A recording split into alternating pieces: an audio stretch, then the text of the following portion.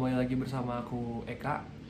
Kali ini aku akan membagikan sebuah video informatif yang bertemakan komunikasi adalah kunci untuk meningkatkan hubungan Anda.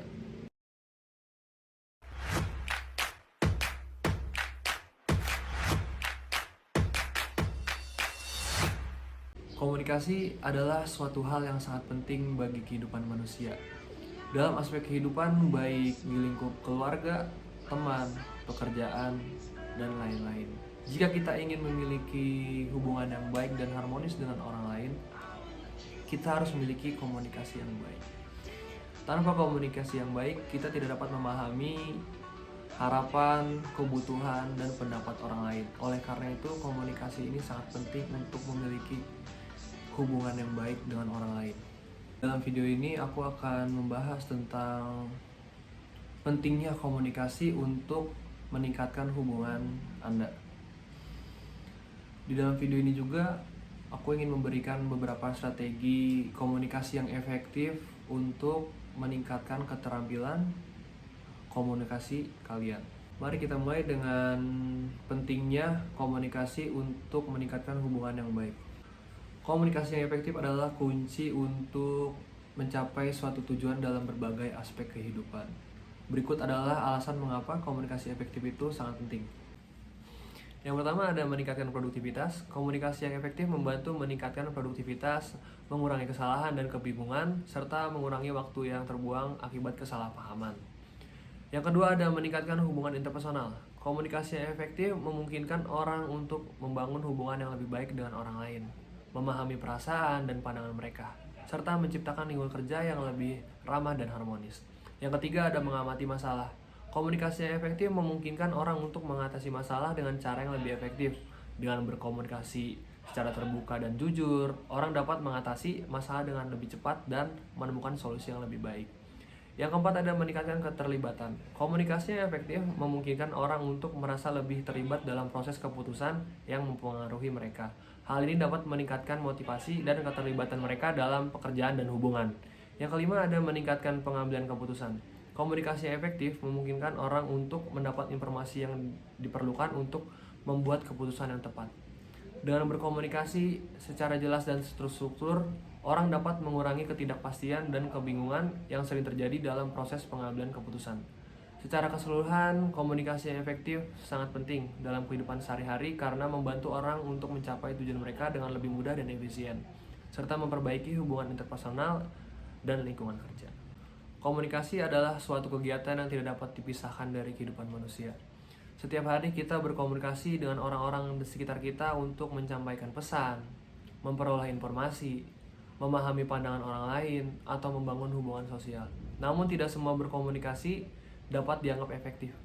Terkadang pesan yang disampaikan tidak sampai ke tujuan atau bahkan dapat menimbulkan kesalahpahaman dan konflik.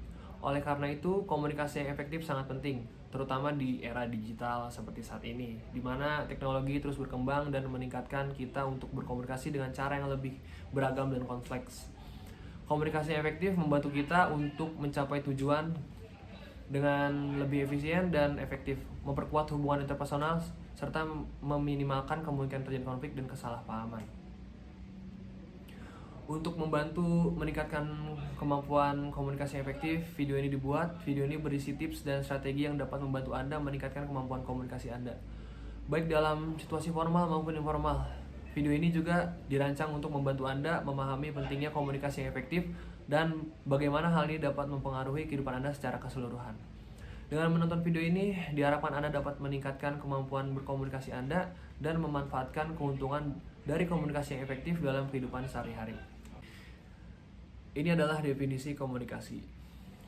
Komunikasi adalah proses pengiriman dan penerimaan pesan atau informasi antara dua atau lebih individu atau kelompok dalam suatu konteks tertentu. Proses ini melibatkan penggunaan berbagai bentuk kode seperti lisan ataupun tulisan, gestur, ekspresi wajah, atau bahkan isyarat suara. Komunikasi dapat terjadi secara verbal maupun non-verbal dan dapat dilakukan secara langsung atau melalui media seperti telepon, surat, atau email. Ketika komunikasi terganggu, baik itu karena kekurangan keterampilan komunikasi atau karena ada hambatan dalam prosesnya, hal ini dapat menyebabkan kesalahpahaman bahkan menjadi sebuah konflik. Oleh karena itu, penting untuk mempelajari keterampilan komunikasi yang efektif untuk membantu kita meminimalkan kemungkinan yang terjadi kesalahpahaman dan konflik dalam hubungan kita dengan orang lain. Berikut adalah jenis-jenis komunikasi. Yang pertama ada komunikasi verbal. Komunikasi verbal melibatkan penggunaan bahasa lisan untuk menyampaikan pesan atau informasi dari satu orang ke orang lain. Jenis komunikasi ini meliputi percakapan, presentasi, ceramah, ataupun pidato. Komunikasi yang kedua ada komunikasi nonverbal. Komunikasi nonverbal melibatkan penggunaan isyarat tubuh, ekspresi wajah, dan gerakan fisik lainnya untuk menyampaikan pesan atau informasi. Jenis komunikasi ini meliputi bahasa tubuh, intonasi suara, dan isyarat visual. Yang ketiga ada komunikasi tulisan. Komunikasi tulisan melibatkan penggunaan tulisan atau teks untuk menyampaikan pesan atau informasi dari satu orang ke orang lain. Jenis komunikasi ini meliputi surat email, memo, atau catatan. Yang keempat ada komunikasi visual. Komunikasi visual melibatkan penggunaan gambar, grafik, atau diagram untuk menyampaikan pesan atau informasi dari satu orang ke orang lain. Jenis komunikasi ini meliputi presentasi visual, poster, ataupun iklan. Yang kelima ada komunikasi massa. Komunikasi massa melibatkan penggunaan media seperti televisi, radio, ataupun surat kabar untuk menyampaikan pesan atau informasi dari satu orang atau kelompok ke publik yang lebih luas. Yang keenam ada komunikasi interpersonal. Komunikasi interpersonal melibatkan penggunaan komunikasi langsung antara dua orang atau lebih dalam konteks sosial atau profesional. Jenis komunikasi ini meliputi percakapan informal, rapat bisnis, atau hubungan pribadi. Yang ketujuh ada interpersonal.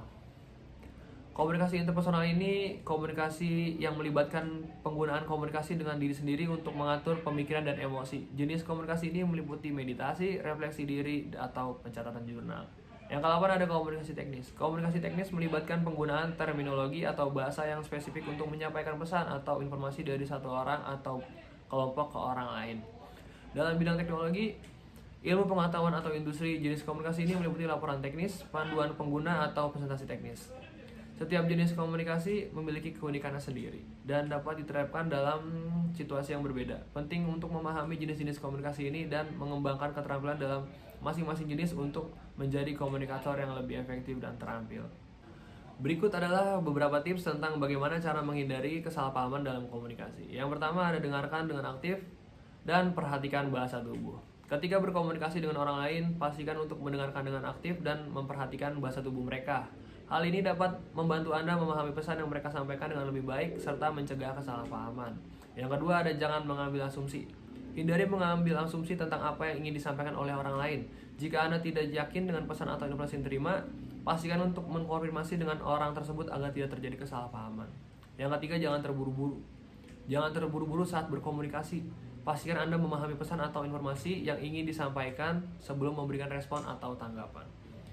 Yang keempat ada interpretasi yang berlebihan. Hindari membuat interpretasi berlebihan tentang pesan yang disampaikan oleh orang lain. Terkadang pesan atau informasi yang sederhana dapat disalahartikan dan diinterpretasikan secara berlebihan.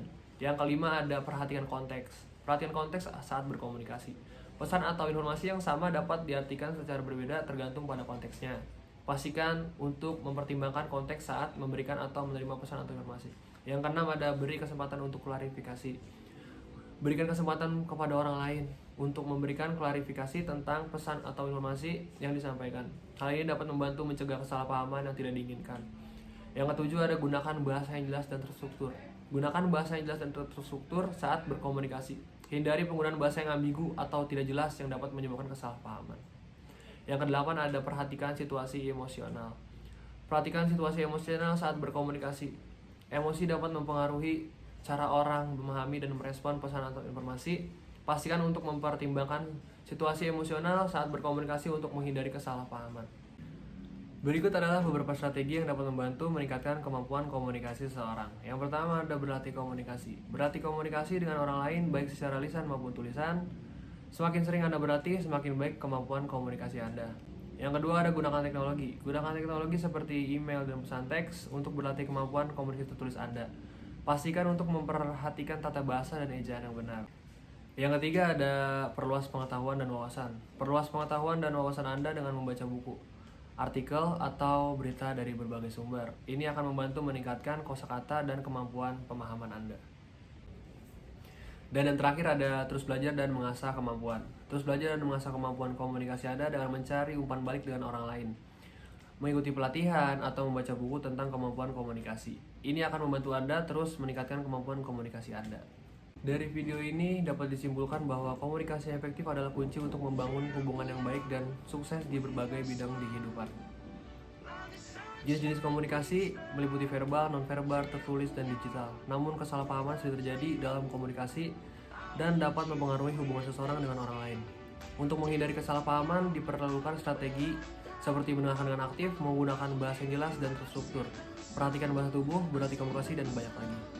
Dalam mengembangkan kemampuan komunikasi, orang harus terus berlatih, belajar, dan mengasah kemampuan mereka. Dalam mengembangkan kemampuan komunikasi, orang harus terus berlatih, belajar, dan mengasah kemampuan mereka. Dengan mengikuti tips dan strategi yang tepat, seseorang dapat meningkatkan kemampuan komunikasi mereka dan membangun hubungan yang baik dengan orang lain. Komunikasi yang baik adalah kunci untuk keberhasilan dalam berbanyak aspek kehidupan, baik itu dalam pekerjaan, hubungan interpersonal, maupun dalam mengatasi konflik.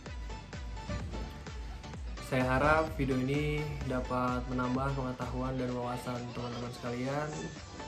Dengan ini video ini saya akhiri. Saya Eka.